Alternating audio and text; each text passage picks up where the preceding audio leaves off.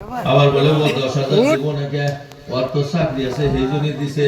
ও 10,000 দিব নাকি, ও সুদ খায় সেই জন্য দেয়।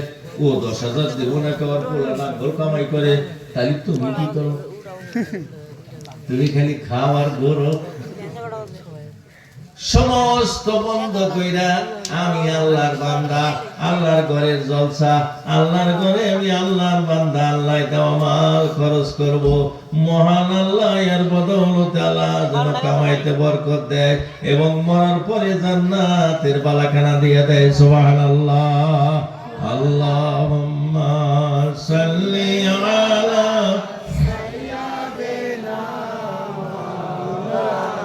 সবাই কোন চেংরা বুড়া সবাই কোন আল্লাহুম্মা সাল্লি আলা সাইয়্যিদিনা মাওলানা মুহাম্মদ।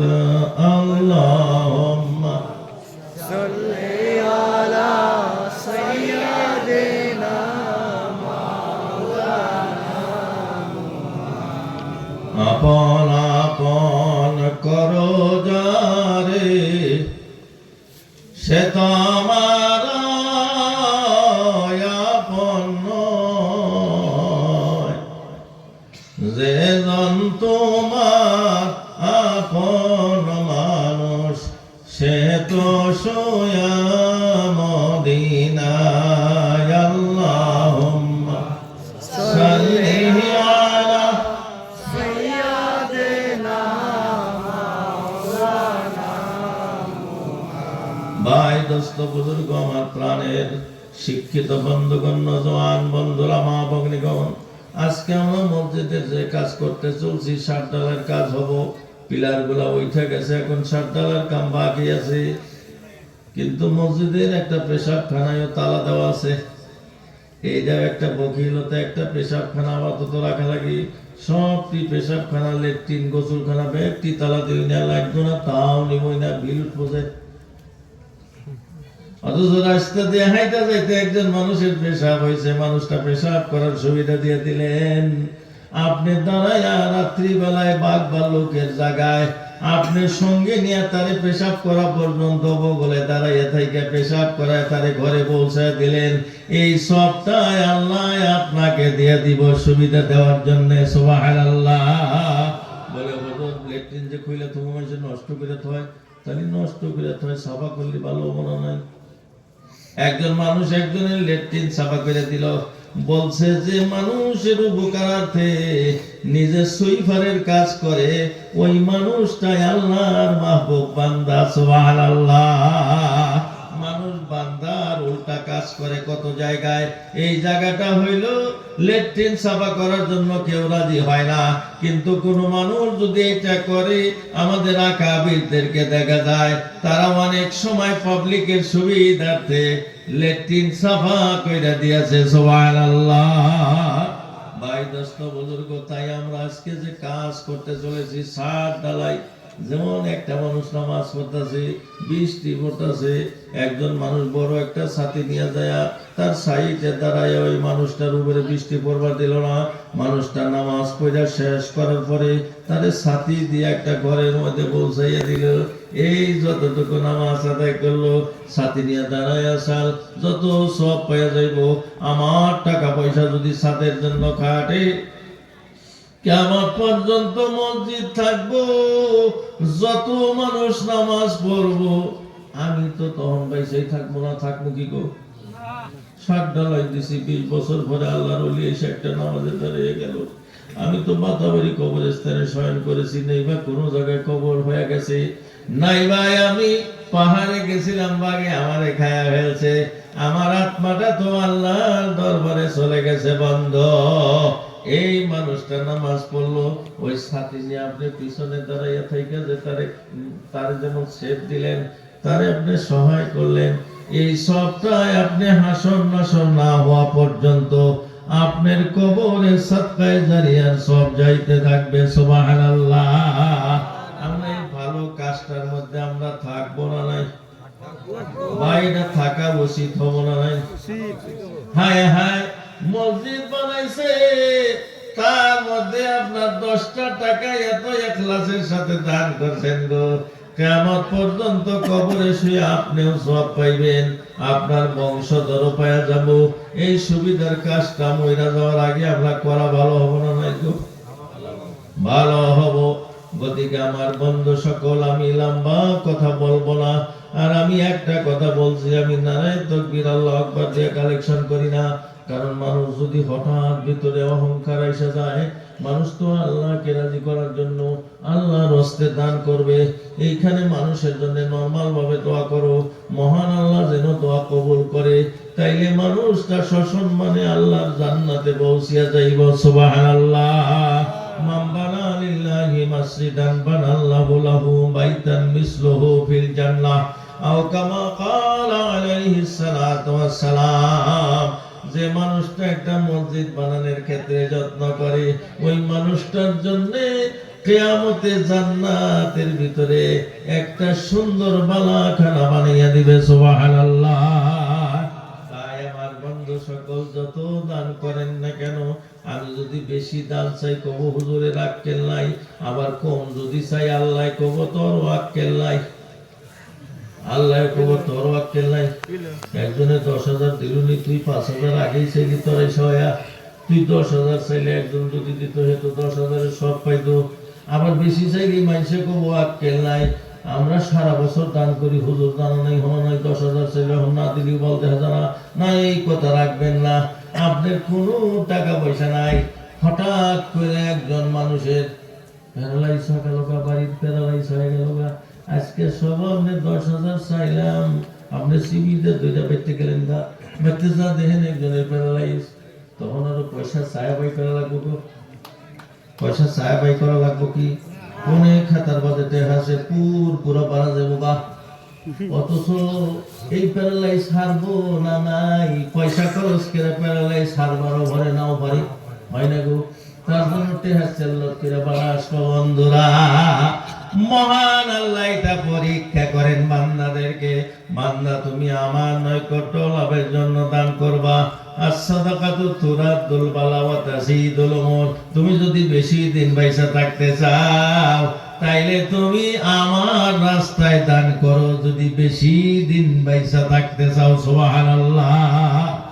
আর বালা মুসিবত থেকে যদি মুক্তি চাও, বিনা দ্বিধায় দান করতে থাকো।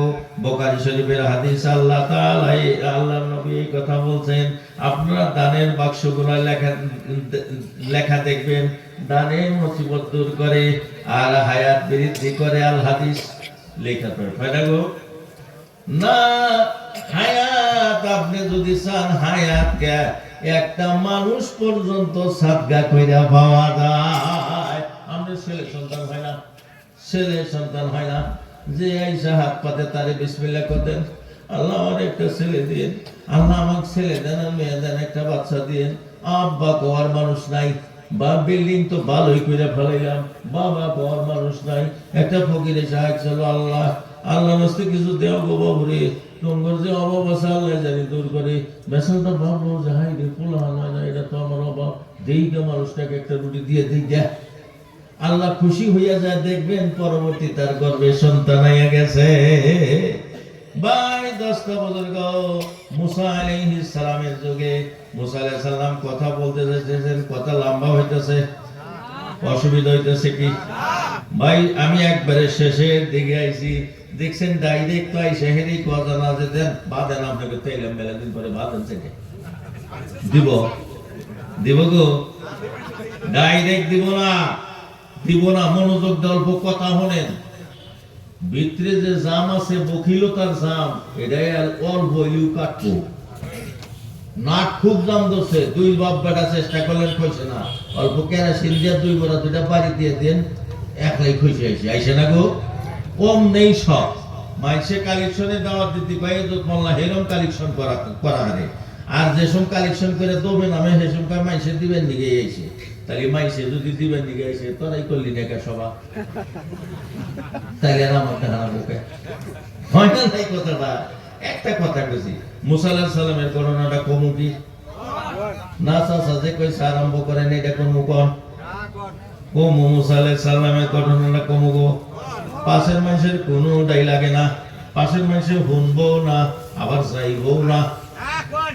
হ্যাঁ, মানুষটা বলতেছে হুজুর আপনি আমার আল্লাহর দরবারে যাইতেছেন, মেলা দিন ধরে বিয়ে করছি, পলাহান হইতেছে না, আল্লাহকে সব বোঝা হইলেন আমার পোলাপান দিব না নাই।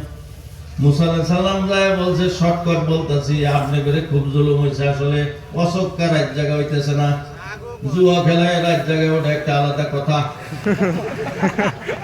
হ্যাঁ, কিরাম খেলায় রাত জায়গায় ওটা একটা আলাদা কথা, কিন্তু হুজুর ধর্ম সবাই জায়গাটা বহুত মুশকিল। এক সবাই গেছি বলে ভাই জহরের নামাজ পড়ছেন, কয় না আসর পড়ছেন, বলে না এই যে সবাই যাইছে নেশা কইরা আইছেন, বলে না হুজুর এসাও করি নাই, দোয়া কইরেন ফজরও করবো না। এইবার মুসা আলাইহিস সালাম যা বললেন এই মানুষটা মেলা দিন ধরে বিয়ে করছে, পোলা ভালো হয় না, তাইলে আল্লাহ ওয়াক পোলাপান দিবেন না নাই? মুসা আলাইহিস সালাম বললেন না, ওর বেটা পুত্র আর কপালে নাই। মুসা আলাইহিস সালাম যাইতে মেসালটা ধরছে যে হাইরে হুজুর যে কি খবর নষ্ট, একটু হই না খুশি হবো। তো মুসা আলাইহিস সালাম কয় না গো, তোমার খবর ভালো না, আল্লাহ বলে পোলাপান দিব না তো করে। বেটা সাল্লাহ কয় না দিলি কি করার মা, আমরা তোর বানান পারবো না। কিন্তু মেসালটা আবার কয় যে আল্লাহ না কয়, আল্লাহর যেদিন দয়া হবো দিবার পারে, আল্লাহ না কয় বেজার হবো না, আল্লাহ ইচ্ছা করি সব পারে, ফাআলুল লিমা ইউরিদ, এইটা কয় রয়েছে। একদিন মুসা আলাইহিস সালাম তো বেলা দিন পরে আবার যাইতাছে, ইতিমধ্যে ওই বাড়িতে 3টা গেদা হয়েছে 3 বছরে। তাহলে মুসা আলাইহিস সালামের কথা হাসা হইল কি? ধরে নাই মাথায়, হাসা হয়েছে কি? হাসা হয় নাই। হে কইছে একটা বলান হবো না, অথচ 3টা বলান করতেছে।